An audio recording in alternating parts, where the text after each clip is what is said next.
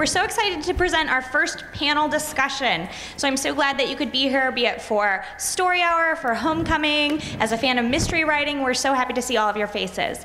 I have just a few short announcements, things that you can probably imagine, like turn off your cell phone. Please sign up for our mailing list, which you'll find at the first table here. You can also find us on Facebook. We would love it if you would follow us there. Also, storyhour.berkeley.edu. You can find our full schedule as well as webcasts of past events, and this one will be up in about 2 weeks. You can also visit lunchpoems.berkeley.edu for our sister series. Let's see, anything else? We've got books on sale from all of our authors today, as well as our faculty hosts, and that's about it. So I'm going to hand it over to Randy Brandt, the curator of the mystery exhibit. I hope you all got a chance to check out, and he'll tell you a little bit about that. Thank you. Yes, so as Beverly said, my name is Randall Brandt. I am a librarian here at Berkeley at the Bancroft Library, and one of the curators of the exhibit, which is out in the Brown Gallery behind you, called Bullets Across the Bay. We hope that, that what the exhibit makes abundantly clear is that the library collections here at the University of California, Berkeley provide unparalleled resources for the studying of the rich detective, mystery, and crime fiction resources, tradition of San Francisco and the East Bay.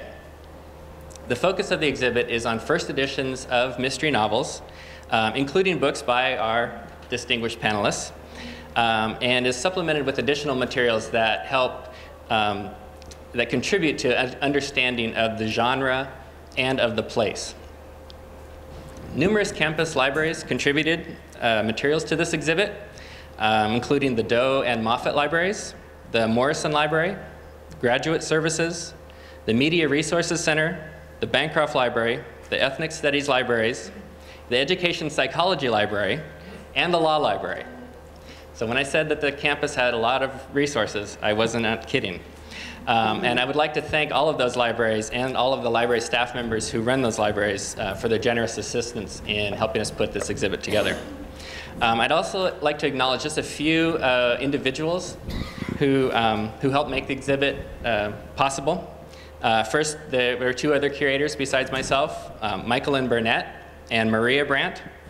I'd also like to acknowledge exhibit designer Aisha Hamilton, who did the beautiful design work and was just amazing at taking our often vague and extravagant ideas and turning them into something that made sense and that people could actually look at. And the beautiful design that you see out in the gallery. And I'd also just like to give a special thanks to Media Resources librarian Gary Hanman, who compiled the spectacular video installation that is playing out there, which features a wide selection of clips from crime films set in San Francisco. So thank you all for coming, and if you haven't signed the guest book for the exhibit, there is one out in the gallery. We'd really love it if you would sign the guest book on your way out. Any comments or anything, or just sign your name, that's fine. So that's all I have to say, and now I'm going to turn it over to Vikram. Hi, my name is Vikram Chandra. I and my wife Melanie and Beverly Ingram and David Dewars at the library and a couple of other people put together Story Hour. There's a lot of new faces here. Welcome. Story Hour is a series devoted to fiction, and we sometimes step over into, I guess, what one might call narrative nonfiction. And it's a monthly affair, so please put yourself on our mailing list, and you'll get regular updates about the coming programs. We're 3.5 years old, and it just keeps getting more exciting. I'm really excited to have our first ever mystery panel, not least because all of us who do this are avid readers of mysteries, and I write them too sometimes. And it's a form that I think one must pay attention to. It's a uniquely modern form. If you look at the medieval and classical worlds, you'll find analogs for all other kinds of fictions that we might read today. Detective stories, love stories, stories of coming of age, but the detective appears in the post-Enlightenment world only. And the detective also is a figure that travels very easily and nimbly across borders and cultures. I grew up in India reading very lurid covered Hindi detective novels printed on really cheap paper, which I wasn't supposed to be reading. As you can tell from the number of people here today, and from the number of publications in this form, and from the 24-hour sort of circulation of detective stories on television, where even the stories that pretend they're not detective stories, like House, are actually detective stories. I think it's a form that pervades our environment, and therefore we must pay attention. Who should lead our way into this? The best person possibly, Janet Rudolph. She's a Berkeley resident. She got a master's degree from Cal in art history. She's got a PhD. She then got a PhD in religion and literature, specializing in mystery fiction, again from Cal. She's the director of Mystery Readers International, which, as many of you will know, is one of the most prominent bodies of readers. And she's the editor of the Mystery Readers Journal, which is one of the most important publications in the field. And she's also the owner of Murder on the Menu, which puts together actual real-life, I guess, murder events in which the participants get involved and actually become detectives themselves. So I'm going to turn it over to Janet. Thank you, Bikram. I don't really do real-life murders because now, I'd be arrested because you already told everyone. So yes, it's a great cover, though. Don't you think? So I hope you've all had a chance to see the exhibit outside. If not, on your way out, please go around and look.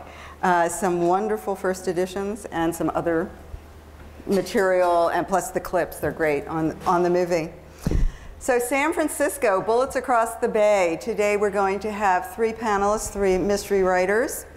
Long known for its hills, fog, and diverse cultures and history, San Francisco is a location for mystery settings of every genre, in print, on screen, and in song, because you're going to be called on to sing at the end of this. San Francisco provides the setting for those who write. During the last 150 years, hundreds of authors have been inspired by San Francisco and the Bay Area. And according to Randall Brandt, 1,800 have written stories of murder, mystery, and mayhem. Maybe that's just the collection here. Okay. Titles, yes. Whether subtle or larger than life, San Francisco can add undercurrents or tidal waves of images to a well-crafted story. So the focus of our panel today and the exhibit is on the influence of San Francisco on these many writers and filmmakers. And today we're going to examine some of their works set against this unique physical, cultural, and historical environment that we call San Francisco Bay Area. I'm just going to make it bigger. And by extension, the San Francisco Bay Area, because of crossing the Bay Bridge and the Golden Gate Bridges. There may be some people who want to go into those other counties. So 3 writers who didn't leave their hearts in San Francisco but lost everything there. Still losing it. Still losing it. To my immediate left is Kelli Stanley. Kelli is an award-winning author of crime fiction.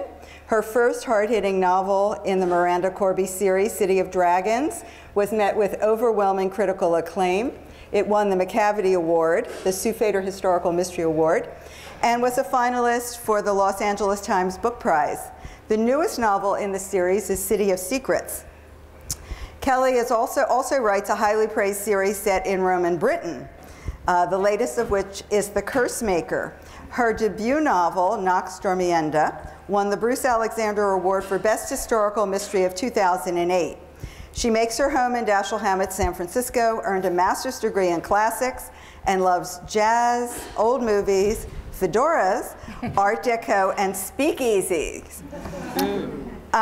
Next to her is Eddie Muller, the czar of noir. Eddie Muller writes novels, biographies, movies, movie histories, plays, short stories, and films. He also designs books, programs film festivals, curates museums, and provides commentary for television, radio, and DVDs. A Renaissance man. His debut novel, The Distance, set in 1948 in San Francisco, earned the Best First Novel Seamus Award from the Private Eye Writers of America. He's a 2-time Edgar Award nominee from the Mystery Writers of America, and there is a whole display out there for you to see later about MWA. He's also a 3 times Anthony Award nominee. He's twice been named a San Francisco Literary Laureate. He produces and hosts Noir City, the San Francisco Film Noir Festival, the largest noir retrospective in the world, which now has satellite festivals in 4 other cities. As founder and president of the Film Noir Foundation, he has been instrumental in rescuing lost classics, The Prowler 1951, Cry Danger 1951, among many others. And if that's not enough, earlier this year he presented a month-long series of rare film noir at the Cinémathèque Française in Paris. An excuse for going to Paris, yes. His stage production, Fear Over Frisco, a trio of horror noir plays all set during various areas of San Francisco history, currently playing Thursdays through Saturdays at the Hypnodrome Theater in San Francisco, and will be playing through November 19th, so I will get my tickets. You all must come. Okay. Lucha Corpi to my far left. Lucha was born in Jalitopán, Veracruz, Mexico. Lucha Corpi was 19 when she came here to Berkeley as a student wife in 1964. Well, you know what happened then. Well, some of you do. Some of you don't remember. She holds a BA from UC Berkeley in Comparative Literature and an MA from San Francisco State University in World and Comparative Literature. Lucha is the author of 2 collections of poetry, Spanish with English translations by Catherine Rodriguez Nieto, 2 bilingual children's books, and 6 novels, 4 of which feature Chicana detective Gloria Damasco. Eulogy for a Brown Angel, Cactus Blood, Black Widow's Wardrobe, and Death at Solstice. She has been the recipient of numerous awards and citations, including a National Endowment for the Arts Fellowship in Poetry, an Oakland Cultural Arts Fellowship in Fiction, the Penn Oakland Josephine Miles Award, and the Multicultural Publishers Exchange Literary Award for Fiction, and 2 consecutive International Latino Book Awards for her mystery fiction. Until 2005, she was a tenured teacher in the Oakland Public Schools neighborhood centers, and she lives in Oakland. So, all that being said, we have some pretty impressive people here. So I have a couple questions, but basically we're going to have a little interaction. Feel free to jump into any question. I don't need to direct it to you. And then we are going to open it later to you as well. So what is it, and this would be for everybody because we only have 3 people, what is it about San Francisco that inspires so many writers and filmmakers? You can talk about yourself or your own inspiration. What is it about San Francisco that's important, or San Francisco Bay Area, that's so important to you or to writers who've come before? Well, I can speak for myself. I can't speak for Jack London and William Saroyan and Hammett and everyone else, but I was actually thinking about this question because I kind of had an idea Janet was going to ask it. And I think the thing about San Francisco is it represents, certainly for me, it represents some of the themes that I like to hit on, that I like to hit in my novels. Because I write historical mysteries about an era that is often made to look more rosy than it was. And it was an undeniably beautiful era, the era between the wars, with the Art Deco architecture and big band swing and a smaller population and little boats gliding on an unpolluted bay, and et cetera, et cetera, et cetera. We can really idealize this time, and we have, through films, through the passage of time, and through a willful memory. But in reality, you know, the past was not so pretty for many, many, many people in terms of ethnicity, in terms of sexuality, in terms of religious freedom. It was an era, too, when you know, you can advertise that Christians only were allowed to apply for job positions, and when housing developments were also prescribed based on race and religious preference. So for me, San Francisco represents that beauty. It represents the beauty of the past, a timeless beauty. I mean, yes, I've seen changes, and I've lived here since the 80s, and it's changed a lot since then. But there's a timelessness about San Francisco. Its situation, its physical presence, its robustness, its cragginess, its hills, and the gentle sweep of the ocean that's not so gentle during the winter, the fog. It has a poetic quality in its loveliness. And at the same time, it doesn't shy away from the ugliness either. We've had our share of it. In the 40s, there was a lot of police corruption. We've had our times of struggle, and we keep having those times. So for me, I think it represents that yin and yang. It represents the dichotomy that fascinates me about the time that I'm writing in, and really is sort of, to me, the essence of life, the beauty and the ugliness all at once. Eddie? I tend to agree with everything that Kelli just said. For me, I mean, what makes it very personal for me is that, you know, I'm a second-generation San Franciscan, and my father was born here, in fact, born in Golden Gate Park.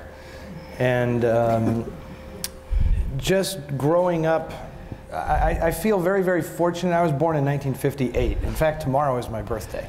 I was born in 1958, and I think that there's something very special about people of my age and my generation, because we really straddled that previous generation, because my father was still very much in his prime. He was a newspaper man, worked for the San Francisco Examiner, was kind of a big shot around town, and I really got to vicariously experience that era of San Francisco through him, and yet my informative years were what immediately followed. I mean, I am a child of the 60s and the 70s, and so I lived through that massive change between those two San Franciscos.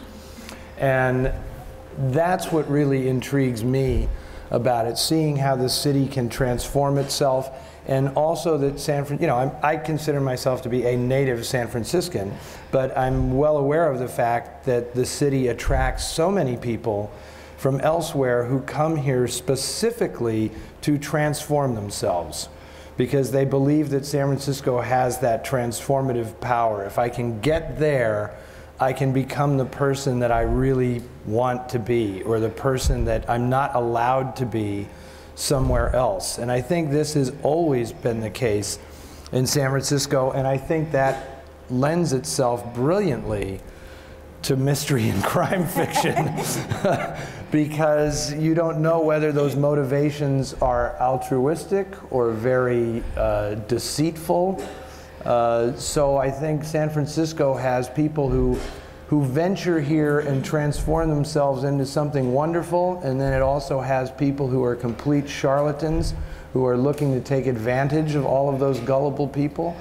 And these things coexist, and you know, I really think that I see that you used my quote out there, you know, crime fiction was born in a small apartment at 891 Post Street. I really think that Hammett, for our purposes today, was the person who really saw and felt all of that. And in those 5 novels and, you know, incredible number of short stories, sort of set the template for everything that we have done since. I mean, I give him full alarming credit for that somebody can get so much accomplished in 5 books, you know. Anyway, that's what I basically think is the underlying, if there's one underlying theme to San Francisco, I think that's it, that people come here to transform themselves, and it doesn't always work out. Lucha, you came here? I came here from actually the other coast, Veracruz, the Gulf Coast, which is very different. But when I came, actually I came directly to Berkeley, you know, and I didn't know English, and it was 1964. The reason I learned English so fast was because I wanted to know what was going on all over, including San Francisco, Berkeley, certainly. So I did manage to learn English because I didn't want my husband, who knew English well, to translate for me. I wanted to hear it directly from the hippies who were on Telegraph Avenue, barefoot. You know, here I was. It was fascinating for me because I was coming from a third world country, Mexico, where if you don't have money to buy shoes, you don't wear shoes. But here, it was the sons and daughters of lawyers and, I mean, the professional upper class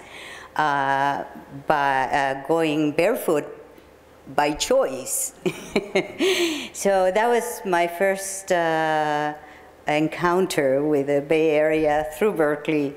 I did not go to San Francisco. Still, my husband was working and going to school and all that, and was hardly home, so I was pretty much left to my own devices. And I enrolled in a school, you know, over here on Dwight Way, McKinley High, which doesn't exist anymore, to learn English. And little by little began to get out of the area that was familiar to me. Of course, I didn't know anybody and, you know, didn't have any friends, so I pretty much had to amuse myself, find my own amusement, and there was plenty in Berkeley. But it took me about 6 months to go to San Francisco, the city, and it's still, for me, it's still the city. When I go to San Francisco, I always say I'm going to the city. And of course, you know, it has a lot of history that it was Mexican until 1848. So when you say Presidio, Misión, you know, all those, San Francisco, your El Cerrito, which is always makes me laugh because people call it El Cerrito Hill. And El Cerrito already means a small hill in Spanish. So, you know, there are different things that I remember about San Francisco, but certainly it is the beauty of San Francisco itself. But let's face it, it was a sleepy town until the gold rush. And in 1 year, it grew 100,000 people because it was the entrance to the gold country. And so from that point on, I think that is the point where San Francisco gets its multicultural and multilingual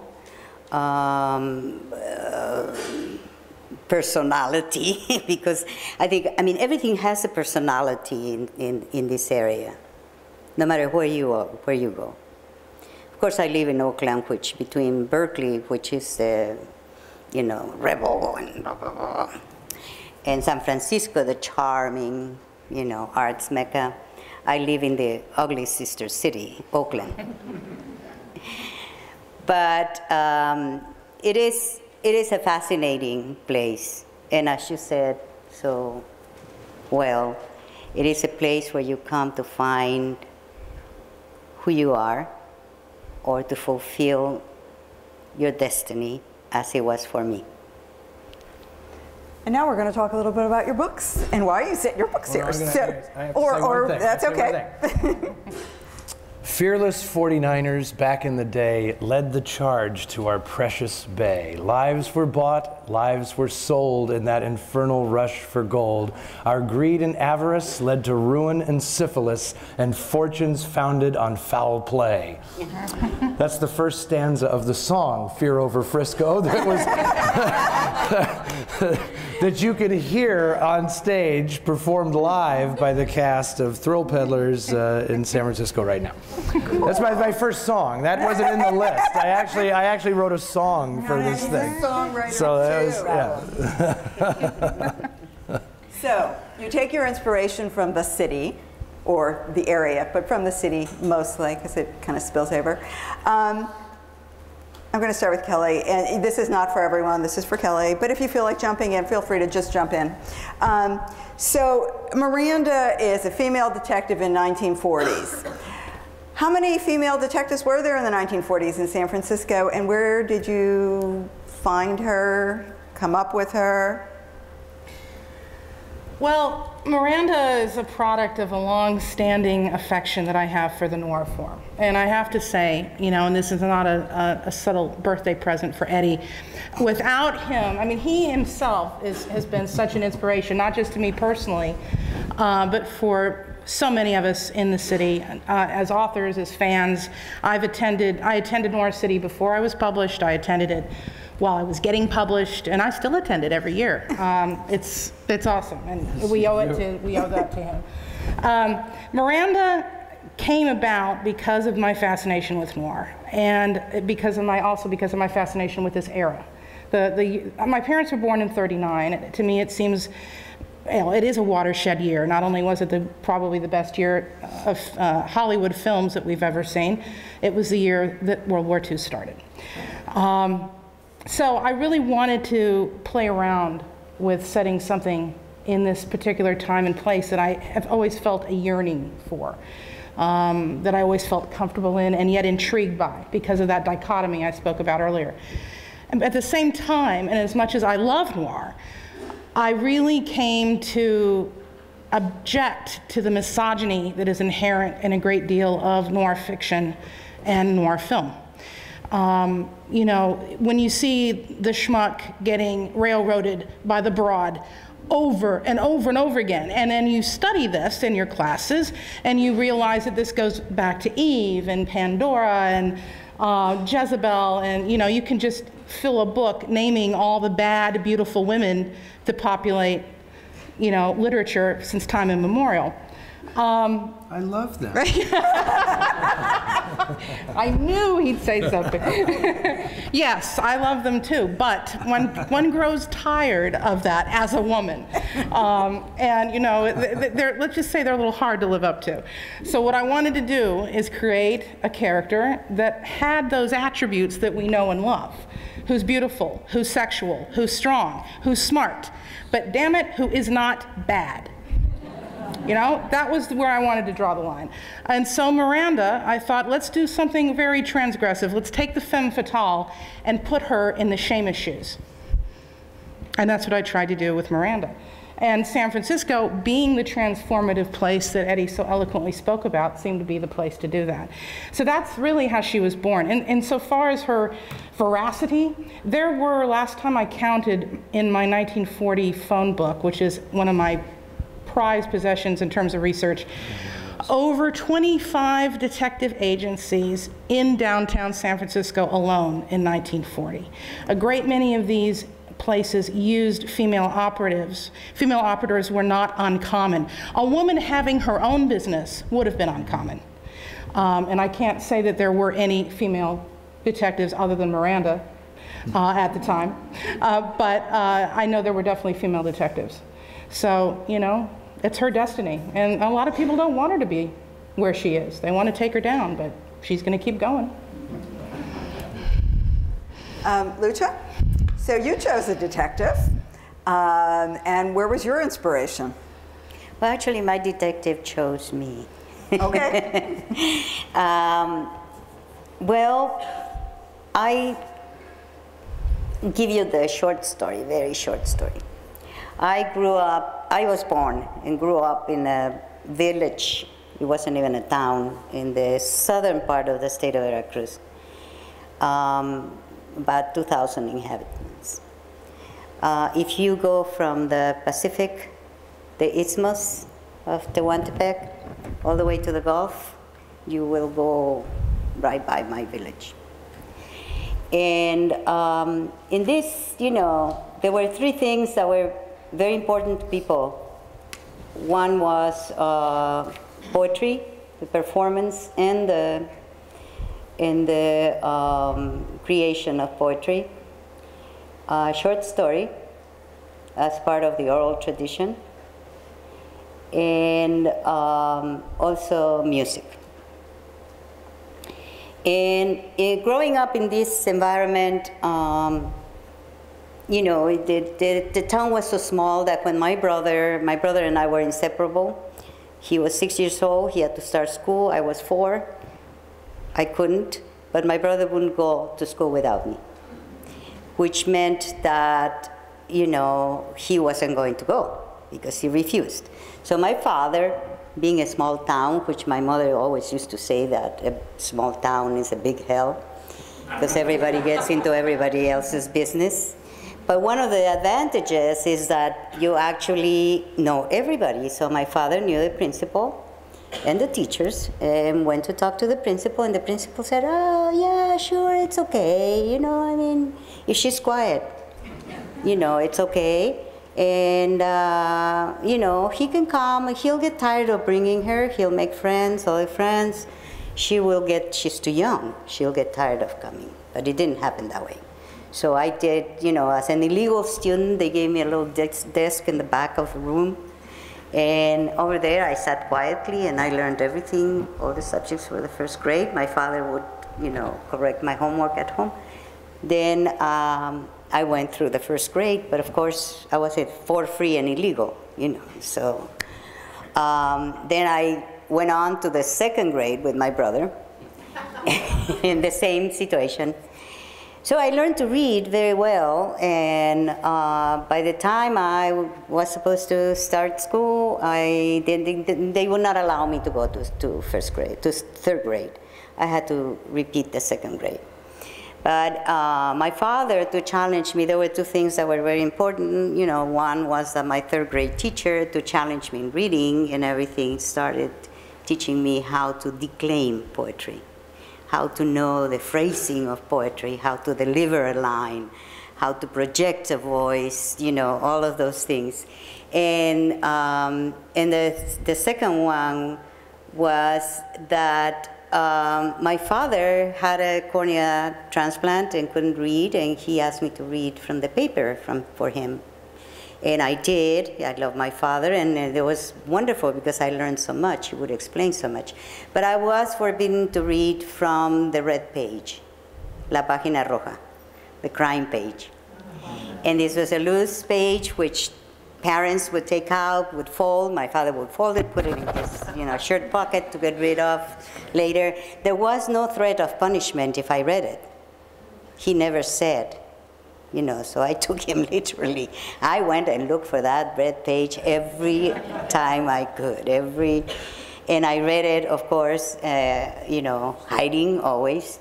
And that's how, I won't tell you the first case that made me want to one day write a mystery, because it's too long, but you can read it, The Ethnic Detective.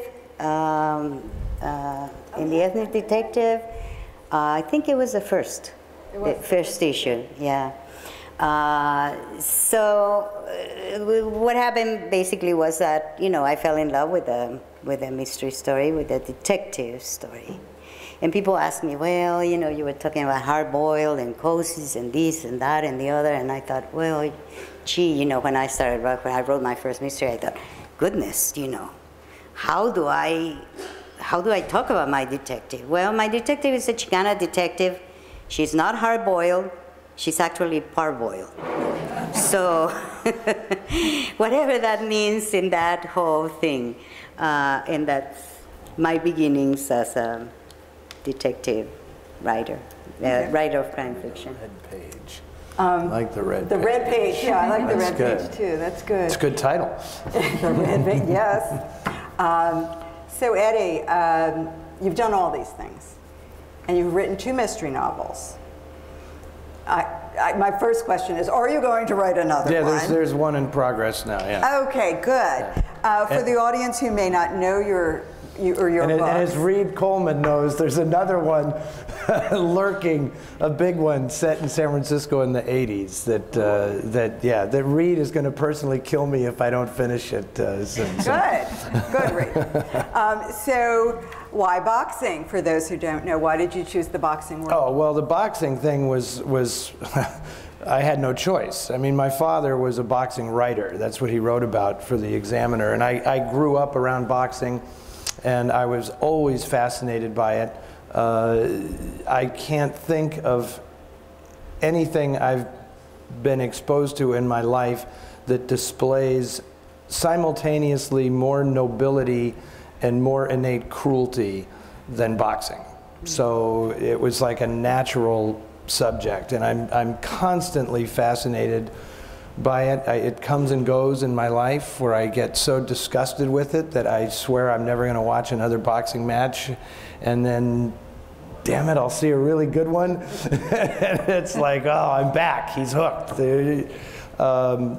So yeah, that was always just a very fascinating thing with me. But in terms of my character, I mean, I wrote a character that clearly is inspired by my father and sort of my, and it's funny how crime fiction can become something very personal in a way that literary fiction, everybody always assumes that, oh, he's writing, this heartfelt roman à clef about his upbringing or something. But when you put a dead body in the book, immediately they assume that none of those other qualities exist in your work because it's just genre fiction. But my novel, The Distance, was completely an exploration on my part of my family background.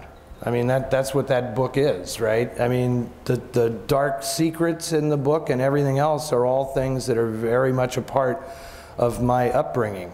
So it really was an exploratory work in that regard. And I wanted to live in that time. I mean, you know this, it's like, so it's really, really fun to research it and to know, what was on this street, when they went out to dinner after the fight, where were they going to dinner and what was that place like, that's really, really fascinating for me.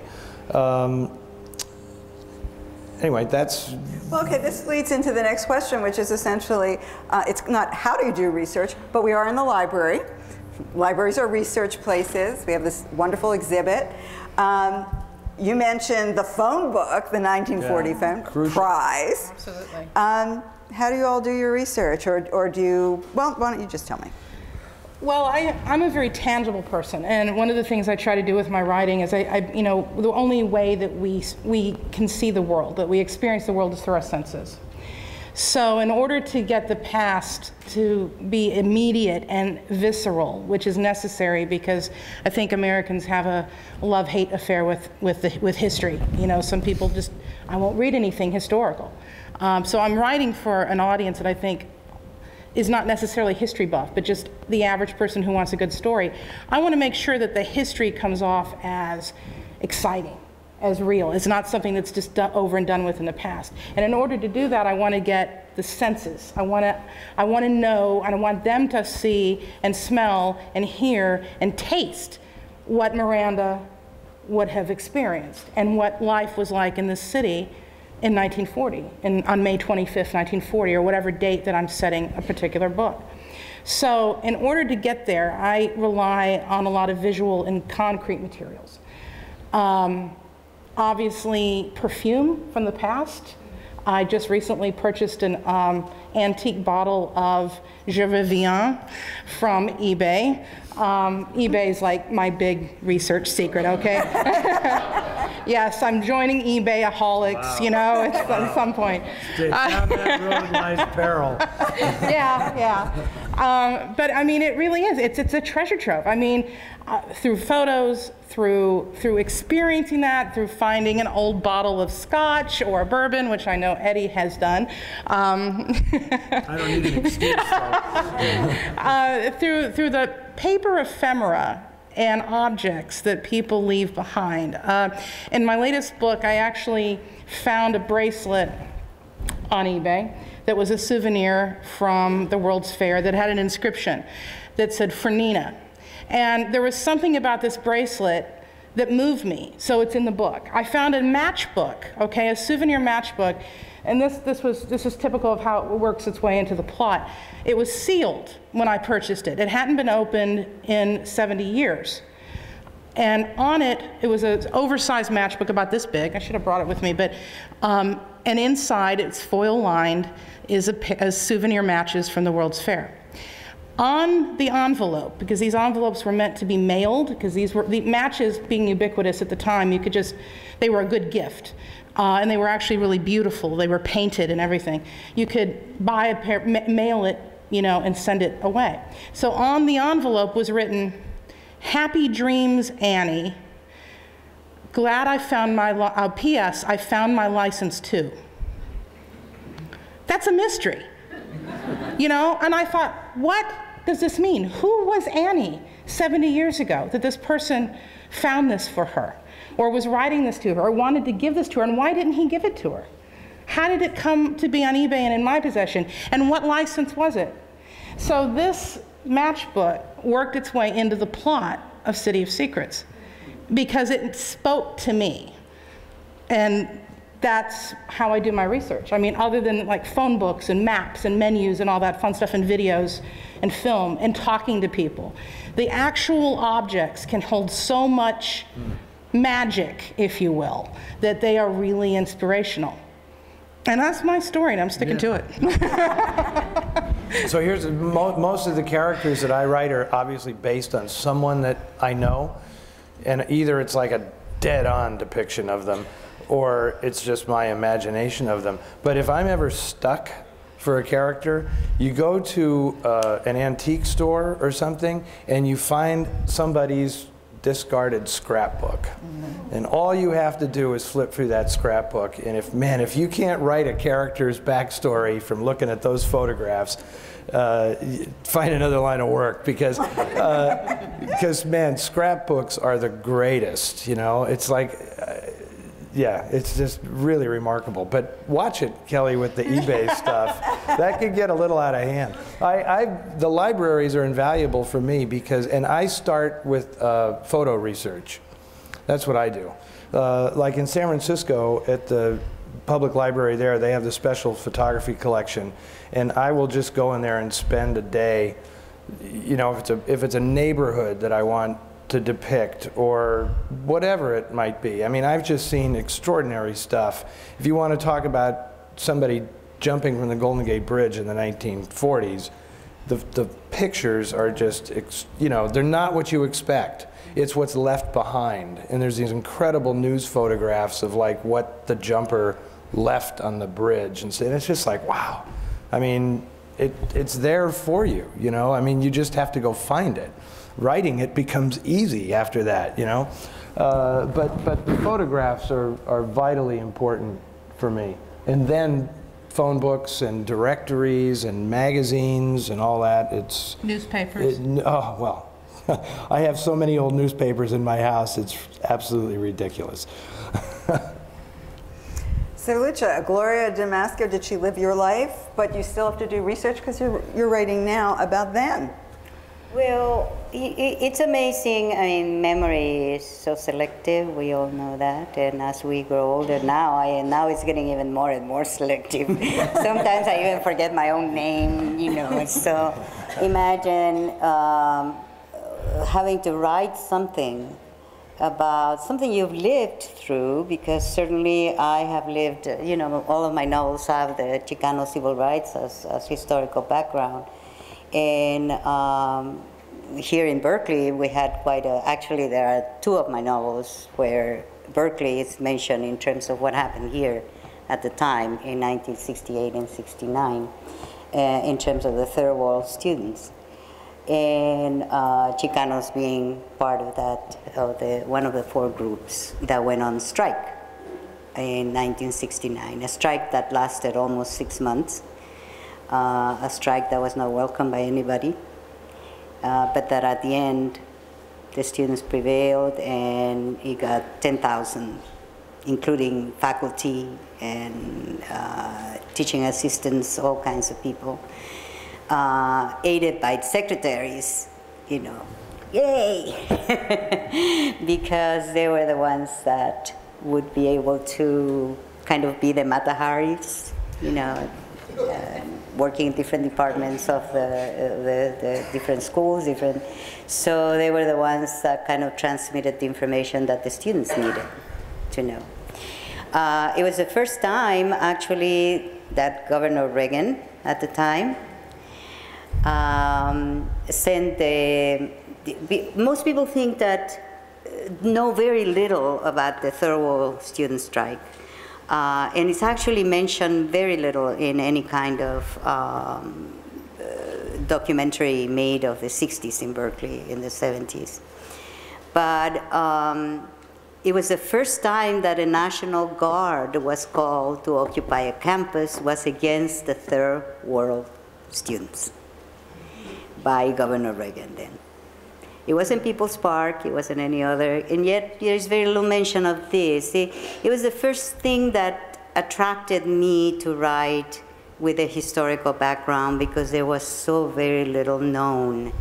Even in this campus, there were only 200 and some students of color, and that included all 4 groups, including the Native Americans, in an institution that had 27,000 students. And there were only really, literally a handful. They had to, you know, to fight for every little bit. That was, I lived through that. But once you sit down to write something, you don't really remember all you need to remember. So because also the first novel, Eulogy for a Brown Angel, also has to do with the Peralta family, which owned this land. The Peraltas own the size of 5 cities in the East Bay, including Berkeley and Albany. And I needed to find out about them, so I went to the Oakland City room at the main library. Wonderful. And the man who was heading that was so knowledgeable. But the information that I needed for the novel, I could not find anywhere. So he simply took me to the vertical files, and I started spending days and days and days, you know, kind of dusting off stuff, because those are the primary sources. And newspapers, as you were saying, are incredible how much information that you need to research is done through all newspapers. I believe in that. I believe in libraries. I love libraries. Of course, as a student here, I spend most of my time in libraries studying and doing this and that. So, you know, I worked as a student in the first Chicano Studies Library. And the Ethnic Studies Library, Lily Castillo-Speed, is just a wonderful librarian. I have had to come to Berkeley many times to the Ethnic Studies Library also, and to the Bancroft Library as well. It's a good thing that I'm an alumna for life, so I have this little card that will allow me to all kinds of stacks and places. And so, yes, absolutely. You know, libraries are very important, and newspapers as well. I just wanted to give a shout out to the San Francisco History Room at the Main Public Library, which is one of my hangouts, contrary to what Eddie may think. I don't spend a lot of money on eBay, but what you have at the History Room is far more than books, because they actually have objects from the fair. They have ephemera. In fact, they do their own exhibits. There was a recent exhibit on the birthplace of jazz being San Francisco, right outside the History Room on the 6th floor. So anyone interested in this kind of topic or research in the city history, if you haven't been to the 6th floor of the San Francisco Main Public Library downtown and Civic Center, it really is a treasure trove. You could just spend hours there looking through their stuff. Everything from photos of Sally Rand, which helped inspire some aspects of my books, to actual objects and souvenirs from the World's Fair, to just everything you can think of. And are you guys concerned about the turn away from the actual physical libraries and too much information being gleaned off the internet that you can't even really trust what you're reading on the internet? And I just know that psychically, the way I feel about it is, if I'm working on a project, there's something about going to the library or going out and actually driving where you're talking about, actually talking to people who live there, and doing that research is infinitely more valuable than anything you are going to find on the internet. I mean, I'm not saying that the internet isn't a fantastic and convenient tool, but I have yet to actually trust the damn thing. It's just, I'm that generation, I guess. But I'm just... I trust the newspapers. I mean, when I write my stuff, I set a particular date aside, and I go to the library in the main library, go to the newspaper periodical section. We had 4 newspapers in San Francisco at the time. I normally I try to research all 4 of them. If I'm pressed for time, it may be 2 of them. And I see exactly what the weather was, what was going on, what movies were playing, what were the headlines. This is what tells me what's going on. This is what tells me what hats were in season, or what beer was on sale and who was selling it and what brand it would have been. Was Acme beer publicizing at the time? I had a Thanksgiving dinner in my book, and because you know the date, right? Yeah. If it's Thanksgiving in 1948, you know the date. So I went and got the newspaper, and I knew exactly what they would be talking about at the dinner table. Exactly. It's like, man, that guy that's still in the iron lung, I can't, how long is that going to go on? And it's like, that's on the front page of the paper that day. What I would like to see is a world where you can have the technology and still have the book. There is something very intimate about a book in your hand, even a big one. You have to carry a tome.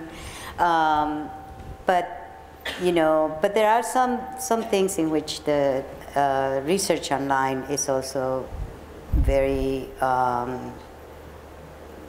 helpful.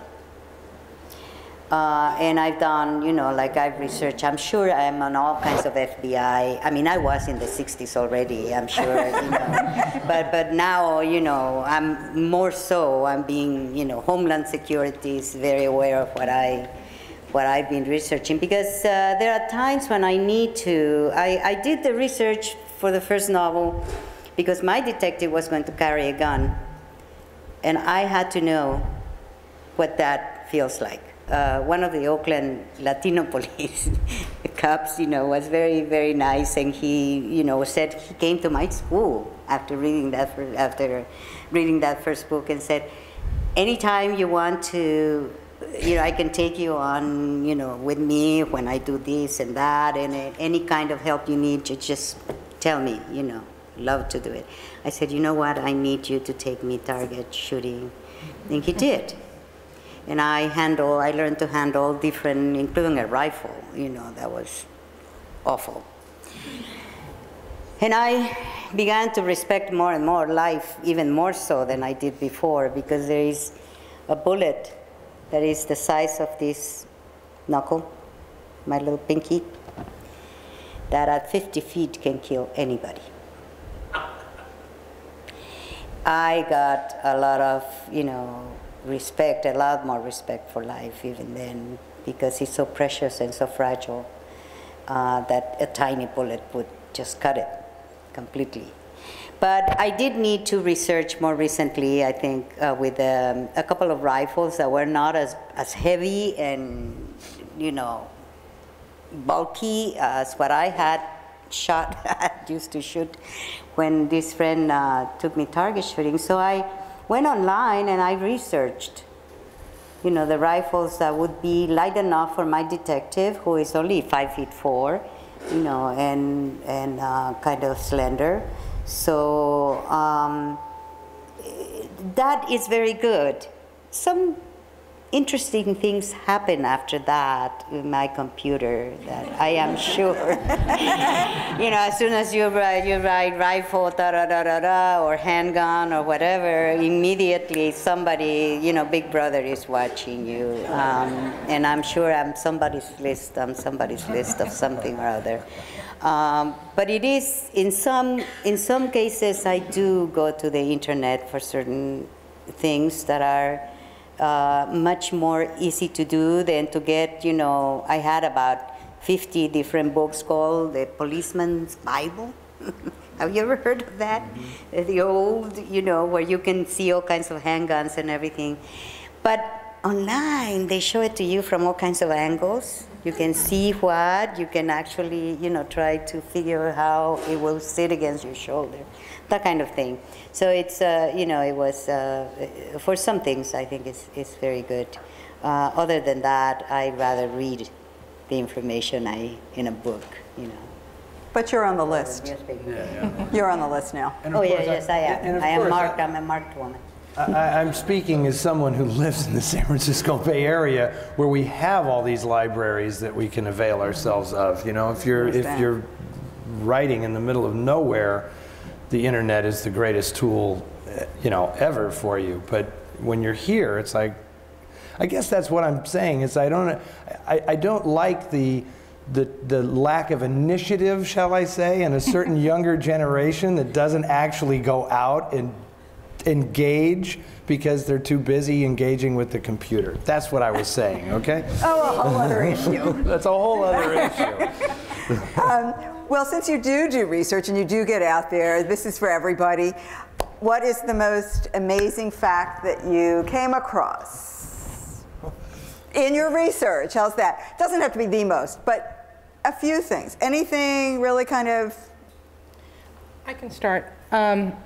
I think the thing that, well, because it changed the direction of the book that I was planning to write, was when I was researching background for Miranda, and originally my first book was going to be set entirely on Treasure Island, and it was going to be a much different book. But then in the course of research, actually going through photos in a book at the library, I found out about the Rice Bowl parties, which is something that I had no idea that they existed. I didn't know what they were, like a lot of people.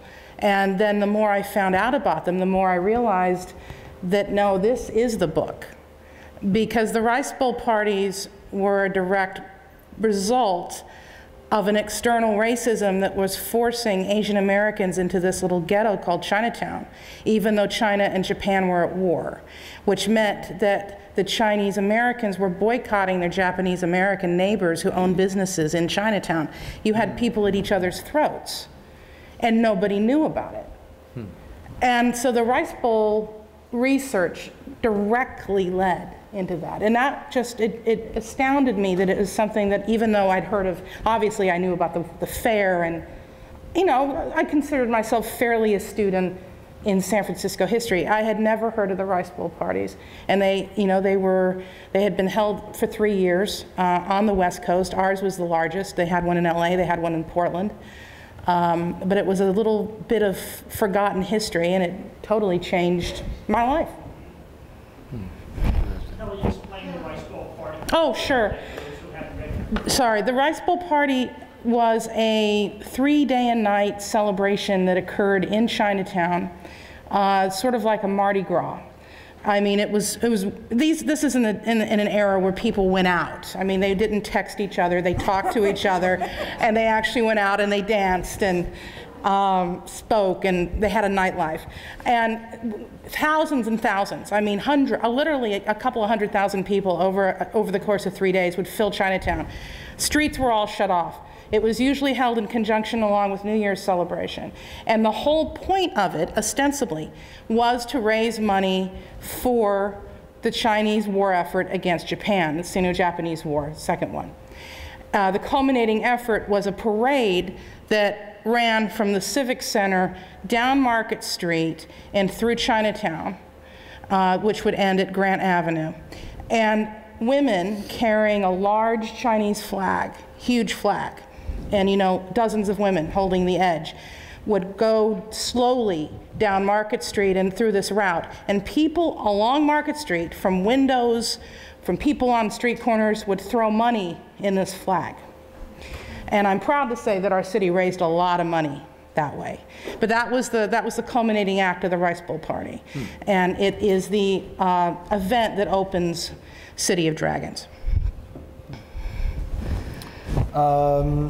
I get the most interesting thing for me, I guess, is this plot of my second novel, Shadow Boxer, came entirely from a very, very strange book I found in a used bookstore in downtown San Francisco that I have no idea where this all came from, but it was the most meticulously detailed one man's fight against corruption in California, because he had uncovered this land swindle thing, and he wrote this book because he had been so disgraced by all these people that were in power. And I have no idea whether he was a crackpot or whether this was legitimate. And I started to research it, and I just said, oh, the hell with it, I can't, you know. But I did use it as the plot of the second novel, which was interesting because I was having this conversation with this fellow that I'm going to actually interview tonight in San Francisco, one of the Scandinavian crime writers, because he said, you know, I wrote this book, and he's got like this book called Relic that's like predates Dan Brown. It's like a Da Vinci Code book, but he wrote it prior to the Da Vinci Code. He said, you know, the point of this whole book is there's no dead body in this. It's 700 pages long, and there's no crime that's actually committed in this book, yet it's sold as crime fiction. And I said, you know, I've written one of those, because there is no body or anything in my second novel. And I think it's why there isn't a third one, because my editor, Suzanne Kirk, she said, we love your first book, Eddie. Anything you do in the second book is perfectly fine. Just make sure there's a body in chapter 1. And of course, being a contrarian, Eddie didn't put the body in the chapter 1 or anywhere else in the book. So it's like, that was subversive. To what end, I don't know, but yeah, there's no, sorry if you haven't read it, I spoiled it for you. There's no dead body in that book. Lucha? Well, for me, I'm trying to think, well, I don't know, it's just you know, well, my editor, for the first 2 novels, said, you know, my goodness, woman, you're taking this, you know, detective all over creation. And I said, well, if California is creation, yes. But what happens is that I have a detective that loves going places and doing things, very active, very dynamic, in terms of going to cities she doesn't know and doing her detecting. You know, so for me, when I do research, it means going to all these different places. The first novel begins in LA during the National Chicano Moratorium against the Vietnam War and the ensuing riot.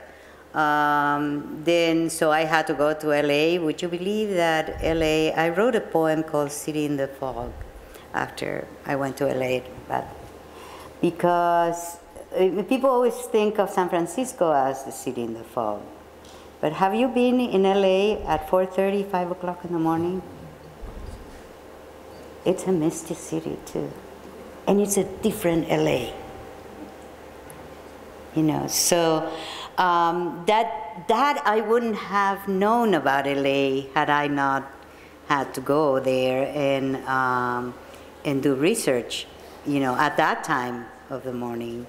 In East LA and downtown LA, all the way from East LA, you know, go the route of from East LA to the Pacific Ocean in Santa Monica. And it's just, it was just fascinating for me. So San Francisco is not alone in this. Actually, San Diego too is pretty misty and all along the coast. But definitely in San Francisco, the fog has a very, very special personality. I mean, it's just that you don't see it anywhere else, as it hangs, you know, just so as it comes over the hills, the marine layer, as you know, I mean, the streets that it won't pass. Exactly, it will never get down 24th Street to the Mission District. Have you ever seen the Mission District in the fog? You have? No, because it never gets over that hill. Never. I was trying to find a day that it would, because in Black Widow's Wardrobe, you know, the novel starts in San Francisco during the Day of the Dead procession from Mission Dolores to the Galeria de la Raza on 24th Street. And I wanted some mist, you know, to create atmosphere. Well, I went there time and again, and it would just stay up there. It would never get down to the Mission District. You know, there I was, so I had to settle for wind instead. But Gloria takes me, Gloria Damasco is my detective. And if anybody asks me, is she my alter ego? No. She is actually fashioned after my sister. my real biological sister who lives in Mexico and has never spoken English in life. So, but she is Gloria Damasco. But she takes me, I come back to Oakland, then Berkeley, then I go to Napa. That's the first one. The second one takes me from Oakland to the Central Valley because it deals with the farm workers' struggle. That's the historical background. And then from there, I come back to Oakland and I go to Sonoma. And that's where it ends. And so you see, Black Widow's Wardrobe takes me all the way to Tepoztlan in Mexico, near Cuernavaca. Have you ever been there? Yes. You know how there are some places that are cosmic? They have a certain something, you walk in there and you feel invigorated. You want to feel that way, go to Tepoztlan in the valley of the Cuernavaca, about 40 minutes from the city. So anyway, all of these different cities. So my research is really, it takes me from 6 to 8 months to do research for a novel. And I don't sit down to write until I finish my research. And then my husband is a photographer. He loves going with me because we go to all these places, and he takes photographs of everything that I just point, and he's my photographer, and then puts things on the wall, on, cardboard and poster paper and everything. My office is full of all the photographs. So if I need to verify something or to pick something else, I have all the photographs there. But I continue during the writing, continue going to these places, just to keep that flavor, that taste, that sense of the city that I'm writing about. Well, I think we're going to open it for some questions. I have one comment first about fog. Because we didn't start with fog. I mean, I live in fog. The Scandinavians have several words, so do the Inuit people, for snow. I feel that we should have lots of words for fog. Yes. Yeah. I live on top of that hill, off of Grizzly Peak, and we get all this fog. It's so different every day. So, yeah. So it's a thought. Let's start a lexicon. It'd be a good project, researchers. Different words for fog. Yes. So we're going to open it for questions, and I see Reed has his hand up first. I thought you were going to say for suggestions for words for fog. But words for fog, you please feel free. But I see question in the back. Could you stand, please? Thank you. Going back to Eddie's quote. Oh, Going good. back to Eddie's quote about Hammett. Basically starting crime fiction as we know it. Perhaps no one other than Chandler is associated with any one city the way Hammett is associated with San Francisco or Lawrence Block is associated with New York. If Hammett had written at 891 Montague Street in Brooklyn, would you have said the same quote? Do you think you would have said the same thing about him, or is Hammett a product of San Francisco? Do you think how more? I know this is speculation, but I think San Francisco is lucky to have him and claim him. I don't think Hammett is a product of San Francisco. I think too much of his background and too much of what made him the man he is came from elsewhere. I mean, yeah, he was working. For the detective agency in San Francisco, but he was working for the Pinkertons elsewhere. I think all the stuff that happened to him when he was in Montana is every bit as informative of, for him as what happened in San Francisco. I just think that San Francisco is where he had that incredibly prodigious outpouring of work, and as I think I mentioned to you, Reed, that we now have, I've been part of this little movement to preserve Hammett's apartment in San Francisco at 891 Post Street, which is now in the possession of someone who has the lease that intends to keep it and preserve it the way it was when Hammett lived there. And I mean, when you're in that room, it is extraordinary to realize, that Red Harvest, The Dane Curse, and The Maltese Falcon were all written in that one room. And that's what inspires me to say, you know, modern crime fiction began in this very room. You know, you feel it when you're in there.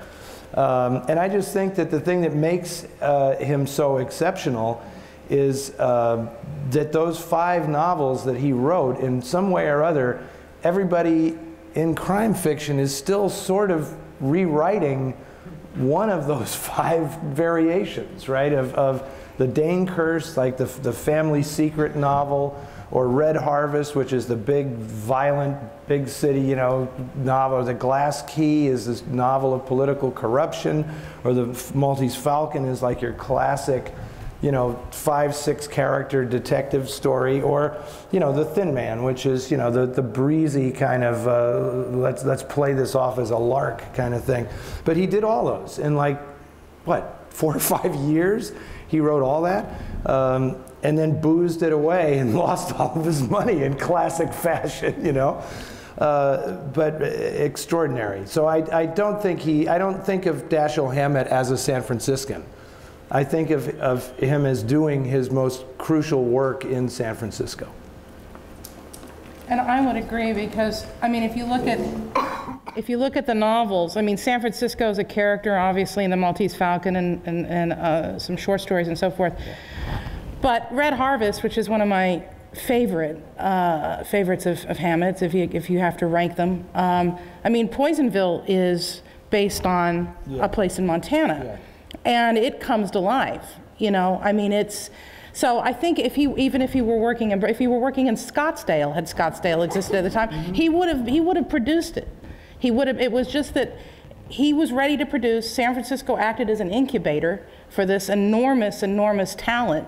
And for that, we've got to be thankful to the city, because it did help him in some way find his voice. Absolutely. And that's what San Francisco did for world literature, you know, in Hammett's case. And what Hammett's done for San Francisco is give us a great image. No, that's a great point. I mean, the real question, Reed, might be, would Hammett have written the same books if he lived somewhere other than San Francisco? And it's obvious to me that the Maltese Falcon would not have been the same book anyplace else but San Francisco. And that's why I think the movie is, the John Huston film is so extraordinary, because it was not made in San Francisco. None of it was shot in San Francisco. But they were so faithful to what Hammett had put on the page that movie really feels like San Francisco.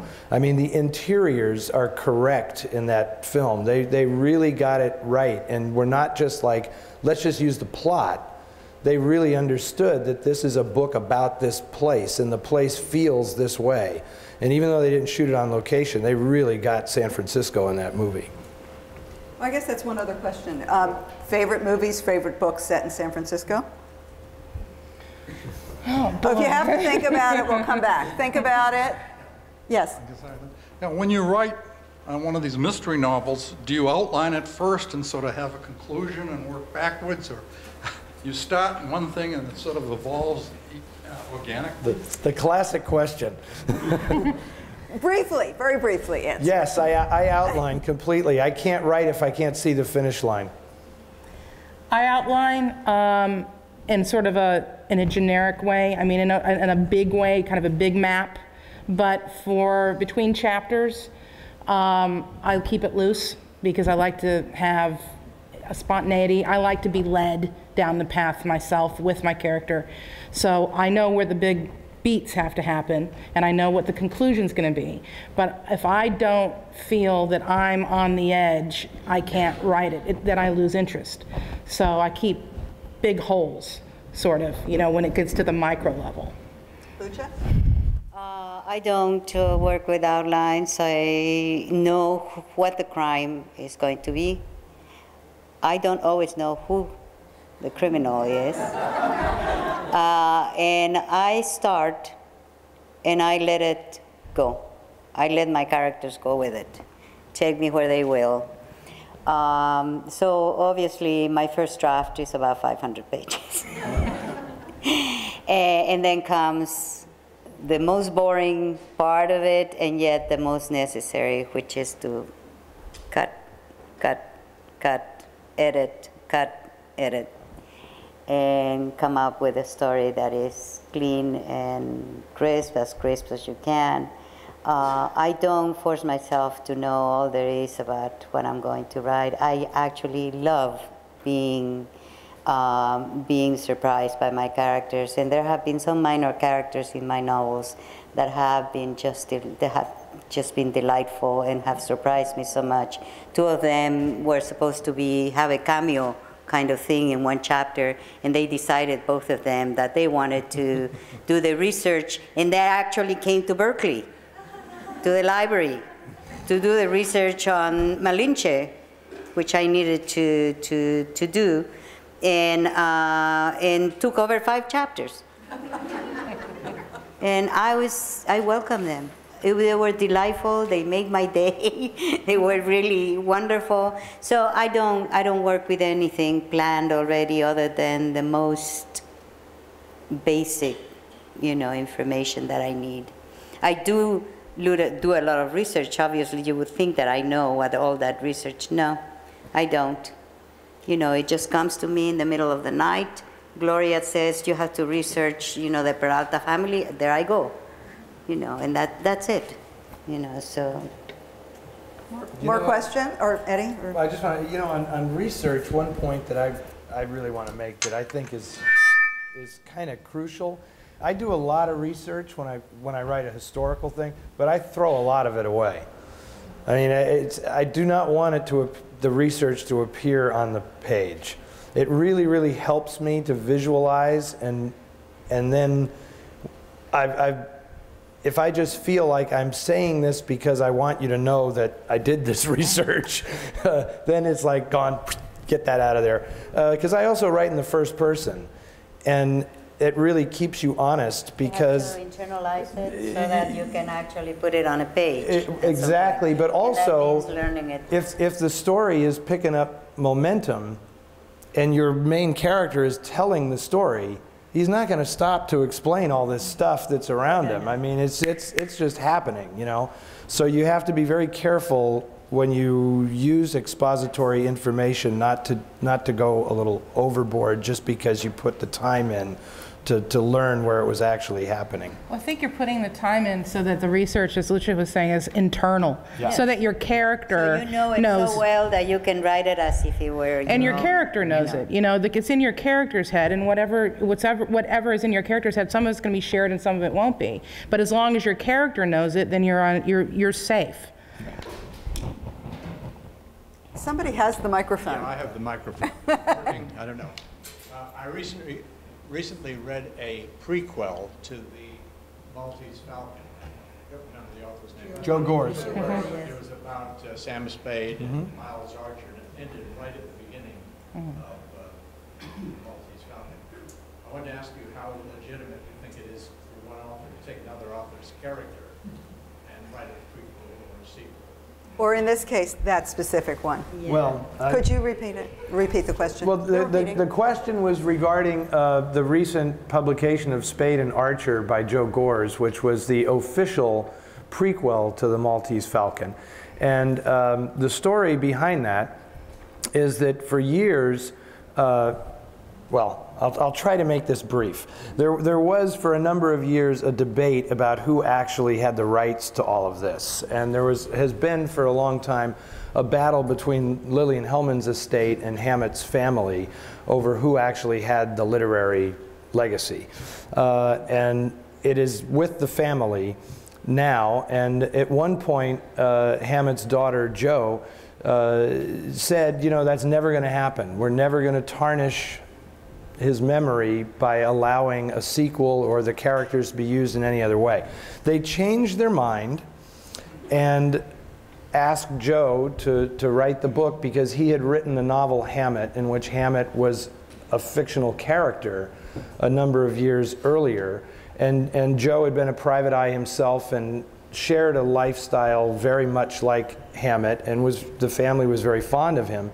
And he was the one who said, I don't want to write a sequel to the Maltese Falcon because I don't want to use all those same characters. I don't want to bring back you know, Casper Gutman and Joel Cairo. And all. He said, what I'm really interested in is the prequel that examines Spade's relationship with Miles and the fact that he's having an affair with Miles's wife.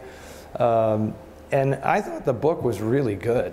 I thought it was really, you know, that had to be the most daunting task that any crime writer has ever faced. It's like you write Sam Spade and somehow you live up to Hammett's legacy. And I'll be damned if Joe didn't do a pretty good job of it.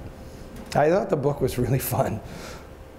We have a few more minutes, but I had one thing I wanted to do. There are several people in the audience who write mysteries set in San Francisco. So if they could stand, please. I know, taking away from our panelists. No. Nobody's fessing up. Oh, please. Come on, Sheldon. And Seth, get up there, Seth. No. You're not going to introduce yourself? All right. Well, they'll be around. We're going to be selling books later. Seth Harwood, Sheldon Siegel. Thank you. Oh, and Susan. Susan. One last question. Yes. Is this on? Yes. Yes. First of all, I want to thank you for an extraordinarily interesting afternoon. I've enjoyed every word. I want to go back to the original question, which was, what is it about San Francisco that's so stimulating and inspires people? My experience as someone who came about 15 years ago is the relatively small size of a city, which nevertheless has all the ingredients of a much larger city. And you can get close to what's happening. You can't do that in New York, and you can't do it in Los Angeles. But here in San Francisco, you can. The 6 degrees of separation go down to about 3. No, but that's a great place. Wait. No, that's a brilliant observation, and you're absolutely right. That's what makes it, and I do think that's also what Hammett experienced, because there's a, you know, he didn't drive, he walked everywhere, and all of this was right there at your feet, you know, and when you're in North Beach and suddenly you're in Chinatown and you can just walk and it's like, now you're on Nob Hill. It's extraordinary how much is compressed into such a small space. And just to add to that, one other little thing that you especially notice watching crime films set in San Francisco is how vital it is that the city is surrounded by water on 3 sides. Because in old crime movies, it's always great when they're trying to get out of town because they have to get out before they close the bridges. Because you'll be trapped in San Francisco, you know, and they'll find you because the town is so small, you know.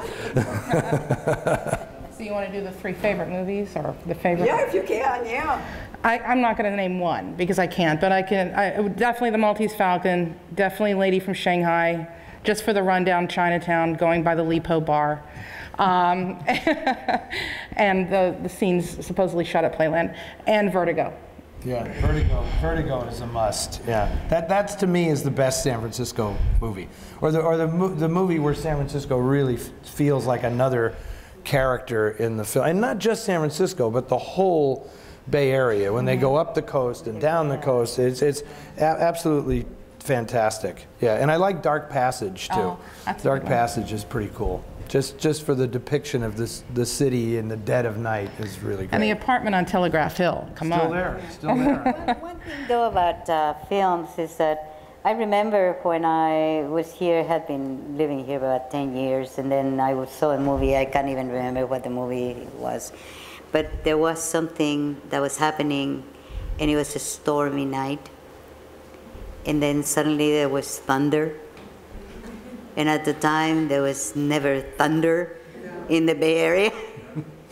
But I guess Hollywood needed to do this. The same in LA. There were no thunderstorms in LA, 30 years ago or 40 years ago.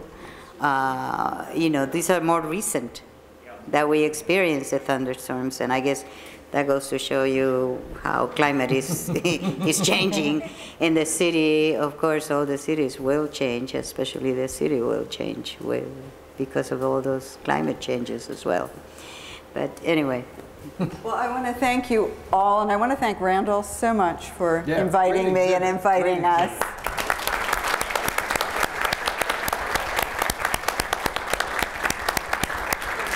Kelli Stanley, Eddie Muller, Lucha Corpi, Books are being sold, right? You're there. Okay. And the exhibit, can they still walk around? They can still walk around, see the exhibit if you came late. And I'm sure everybody would like to talk with you for a short time. So thank you. Thank you, and thank you all for coming. What a turnout.